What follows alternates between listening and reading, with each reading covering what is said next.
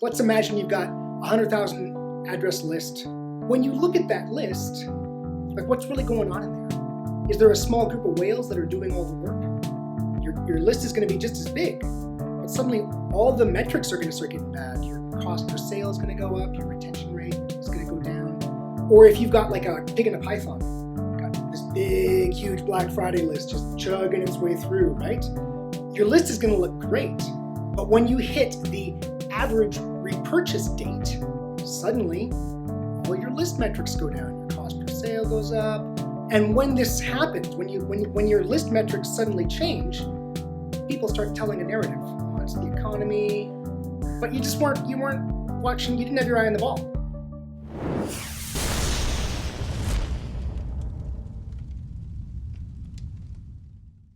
Kohli's content creation and management platform helps the world's top D2C brands enter new channels, reach more customers, and increase conversions through smarter creative that's authentic, made for you, and meets your needs cost effectively. Whether you're a brand marketer trying to grow on TikTok with authentic videos or a performance marketer looking to get more images to test in your ads to improve your return on ad spend, Kohli has the creators and team to shatter your marketing goals. Visit kohli.com/DTC. That's COHLEY.com/DTC to request a complimentary consultation and get on the fast track to better content. Hello and welcome to All Killer No Filler. I'm Eric Dick, and today we are with Jordan Gordan, our new head of email marketing. Let's start with why you think you should be called head of email and customer retention, not just head of email. Yeah, customer retention is a value proposition, and email is a technology. So you want to lead with the value proposition, which is once you get a customer, what are you going to do with that customer? Are you going to just hope for the best? Or are you going to build a relationship and drive an additional sale? And again, email is just one tool in the quiver, I guess, as well, right? One arrow in the quiver, because you've got SMS and potential other ways of reaching people. So the crux of it is the customer retention. I think that makes perfect sense. What do you view as sorry, go ahead. There is more than just customer retention in email. I did want to talk today about retention because it's a good way to start the discussion, but there's also the idea that every sales or conversion funnel is leaky. So I do want to make a point that aside from retention, there is this supporting role that the technologies we're discussing play in making sure that when somebody passes through a well-qualified visit, but something goes wrong, you want something there to support and make sure that sale comes through. So there are two different avenues to discuss. Today, I think retention is a good place to start. Nice. Well, talk to me then about customer retention and really what you see as the opportunity coming into a team like Pilothouse with our set of clients. Sure. Well, so let's say you were in a growth at any cost phase in your business, and you're just trying to get as many customers as you can, right? And when you're doing that, you're kind of looking at your list as just a list, and you're saying, kind of what's my purchase rate, what's my cost for a purchase. You're trying to grow it, you're trying to exit it, get some financing, whatever you're doing. It's growth at any cost. But once you transition into growth at a reasonable cost, for whatever reason, you got to start thinking about the customer lifecycle, right? And so kind of what is good to envision at first when we think about this static view, this growth at any cost static view, like let's imagine you've got 100,000 address list, 100,000 list, and you got 65,000 prospects, 30,000 first-time buyers, 5,000 repeat customers. So when you look at that list, there's like what's really going on in there? You got orders, but is there a small group of whales that are doing all the work? Because if those whales, if you hit their share of wallet, your list is going to be just as big, but suddenly all the metrics are going to start getting bad. Your cost per sale is going to go up, your retention rate is going to go down, right? Or if you've got like a pig in a python, like imagine Black Friday, got this big, huge Black Friday list just chugging its way through, right? Well, your list is going to look great, but when you hit the average repurchase date for your list, if they're not repurchasing at the average rate, suddenly all your list metrics go down. Your cost per sale goes up, right? Churn. And when this happens, when your list metrics suddenly change, people start telling a narrative. Oh, it's the economy, whatever. We're saturated. Our customers are burnt out on us. But you weren't watching, you didn't have your eye on the ball. Interesting. So then how do you actually achieve this kind of segmenting? How do you go from viewing your list as a monolith, as you might do during growth at any cost? What are the first steps you recommend taking to start viewing that list a lot more dynamically? Yeah, so there's the basic tool is a cohort report. And you can find people who've done it on YouTube, on Google. You can kind of download some stuff. So the important thing here is to talk about like the strategy. How do you think about it? So let's say you've got your year 1, year 2, year 3 prospect cohorts. These are first-time visitors or subscribers, right? And you can just watch. That's this kind of first Python going through, right? Well, then you've got the percentage of those prospects that convert in say 3 or 6 months. Say 6 because a lot of cookies are kind of just no good after 6 months, right? Well, that percentage to purchase for the first time, feeds into your first time buyer customer cohorts. You got your year 1, year 2, year 3 first time buyer cohorts. And then what percentage of those repurchase in 6 or 12 months? That's your repeat buyer cohorts, your year 1, year 2, year 3 repeat buyer cohorts. And again, like I say, there's simple ways to do this where it's a single grid. There's more complex ways to do it. But the way I want to visualize it with you, just the way I like to think about it, is imagine you're looking at demographics, right?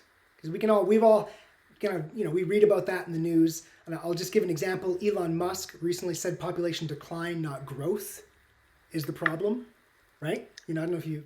I thought that was very interesting, by the way, because you hear so much about overpopulation and this and that. And really, when you look at it, according to Elon Musk, we're in a decline. That's the real problem, potentially. Yeah, for sure. And so what did we see even before COVID? Unemployment was at like generational lows.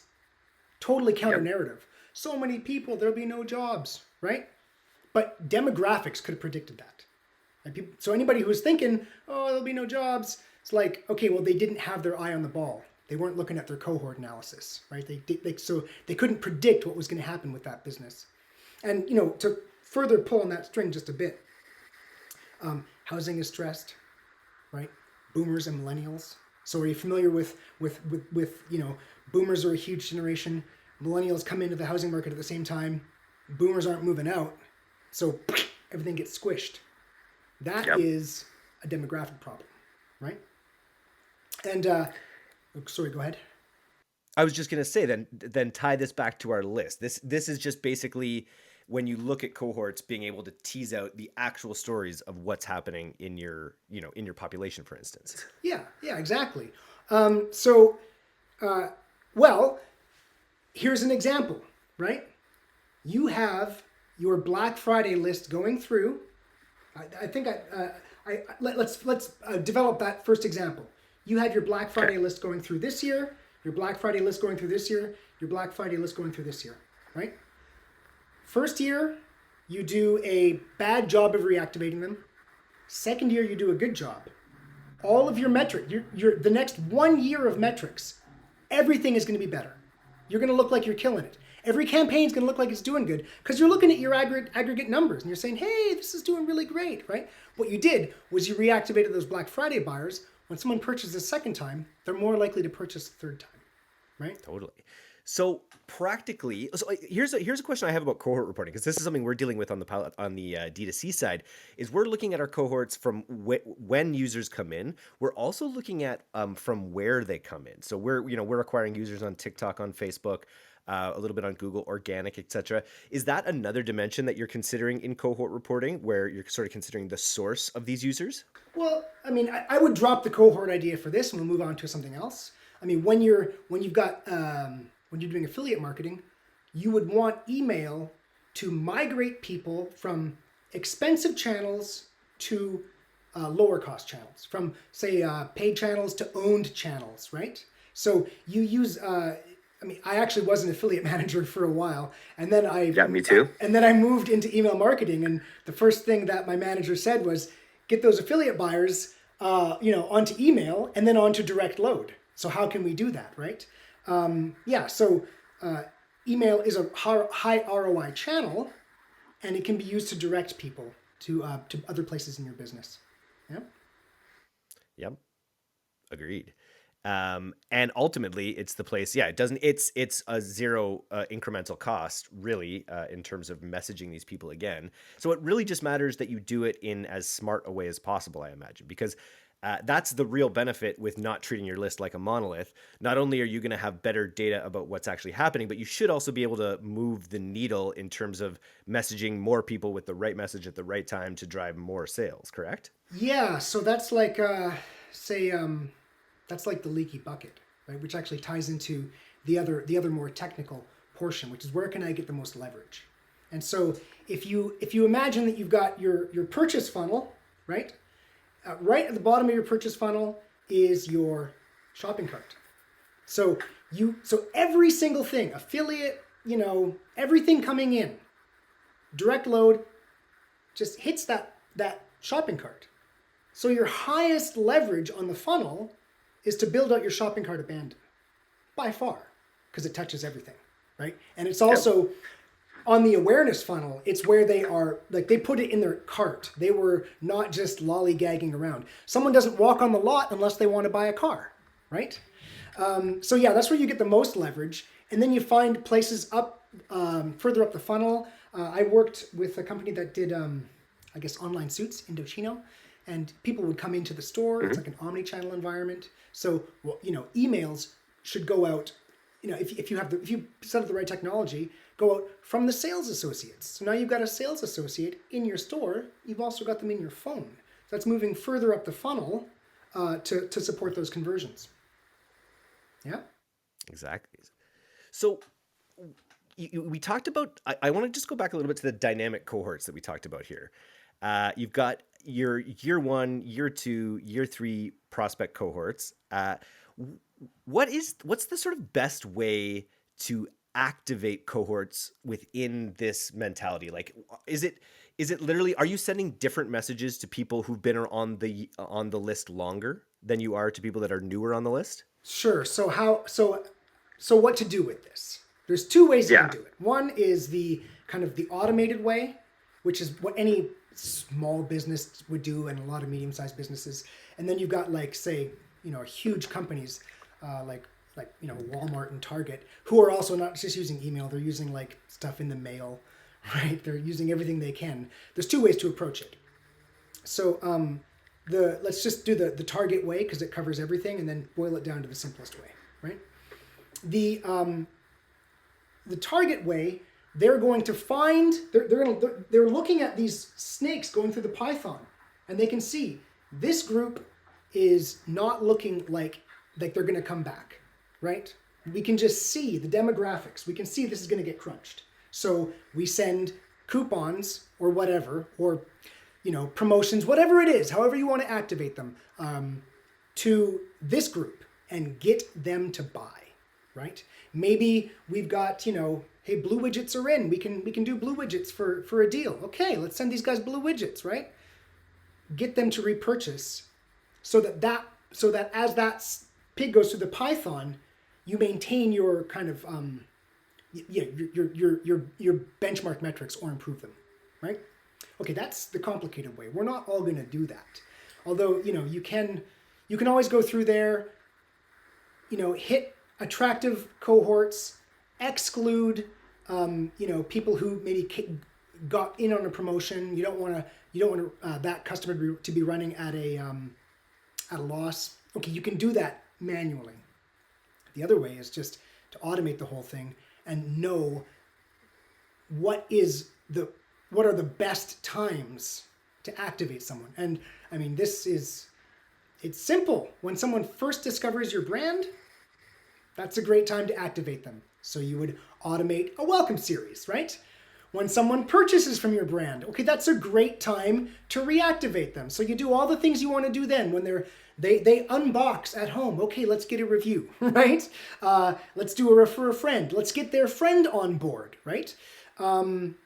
Yes, and then if they become kind of stale, and you kind of look at when does the average repurchase happen. So that's when you're going to start thinking about reactivation, because I want to hit the average reactivation date with a high reactivation rate. So you do a reactivation flow, or a kind of an automated nurture that's going to get them to reactivate at that time.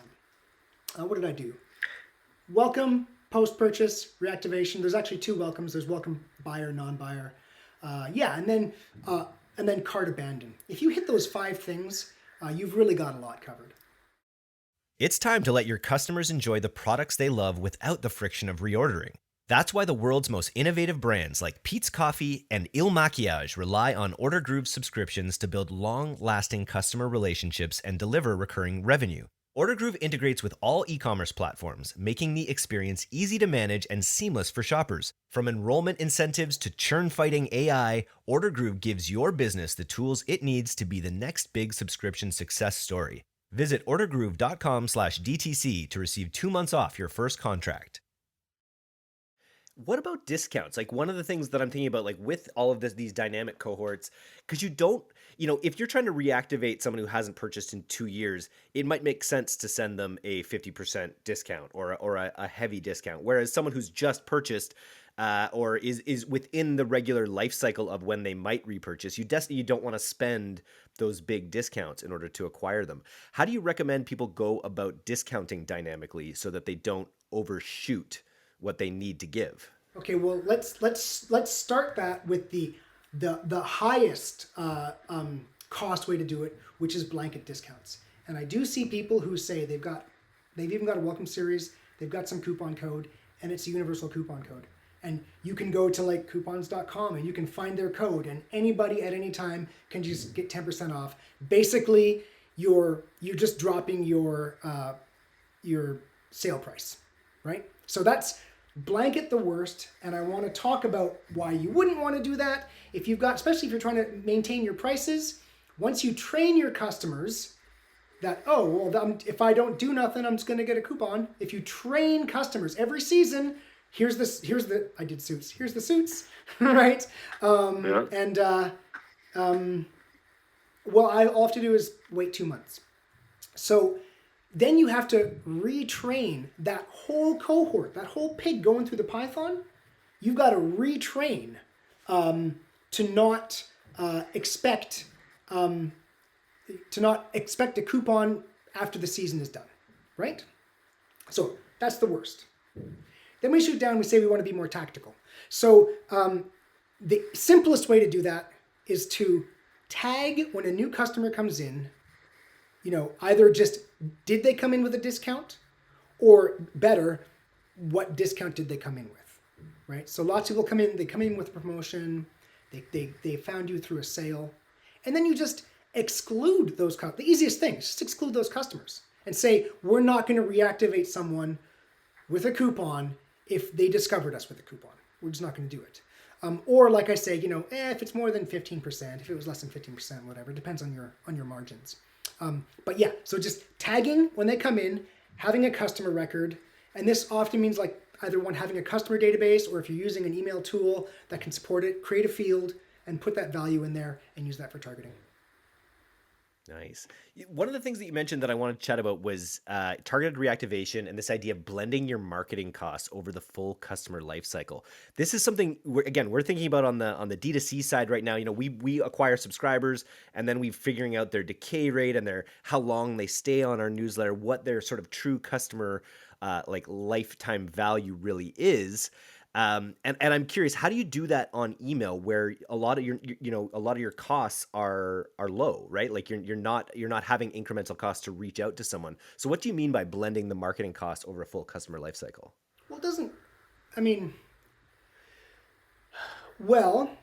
You ultimately pay to activate someone regardless, right? Email doesn't have a percent cost, but you do have people making pictures. You got people writing messages, just the same as any channel. So first of all, it would be incorrect to say there's no cost, right? That's true. But also, often people are paying to reactivate customers. This does happen where we say, okay, well, we're gonna discount. Yep. So in either way, if you're doing that, if you're spending money Well, the important point is that, I mean, you can find different studies, the numbers are different, but it all converges around it costs 80% less to reactivate a customer, right? So if you've got a customer, getting them to buy again costs 80% less than bringing in a new customer. Now, you can't stop bringing in new customers. It's not like you just shift your spend. You need to balance it between the two, and actually take what you make reactivating and put it back into your acquisitions.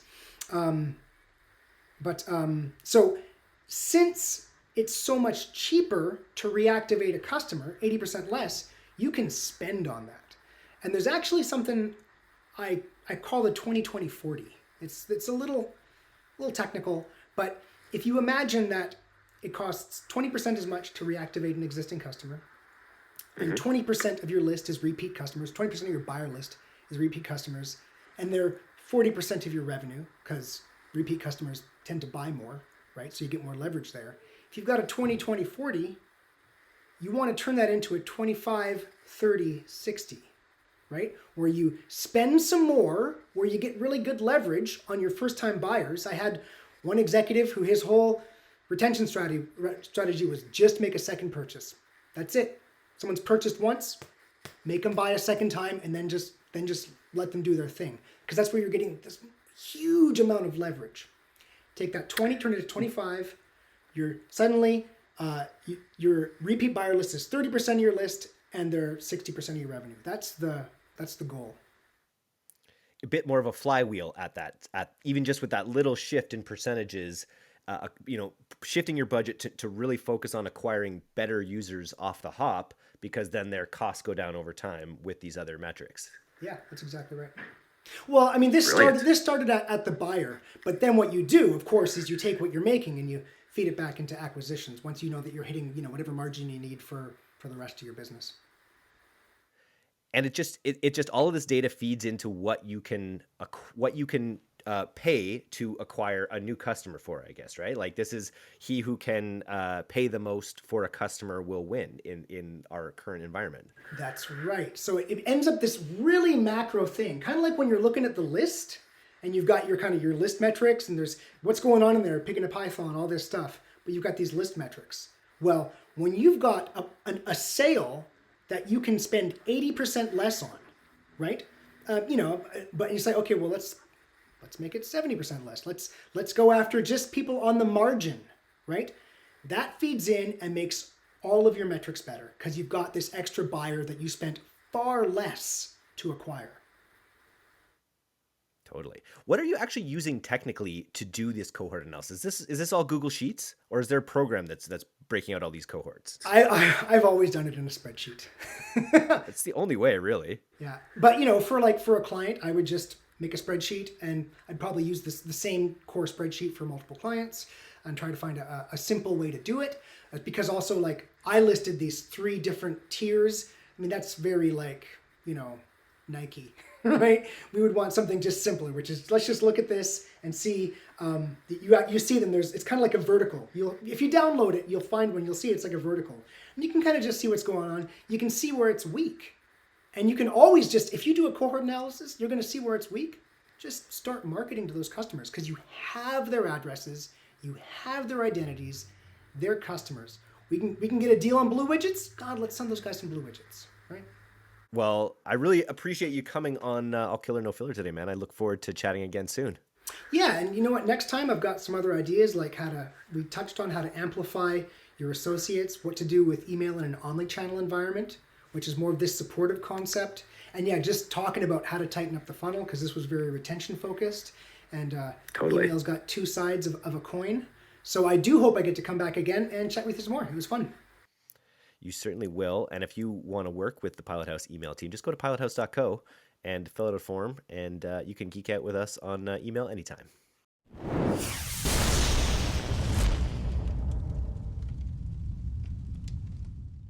Thanks so much for listening to today's episode. If you're not a subscriber to our newsletter, you can do that right now at directtoconsumer, all one word, .co. I'm Eric Dick, and this has been the D2C Podcast. We'll see you next time.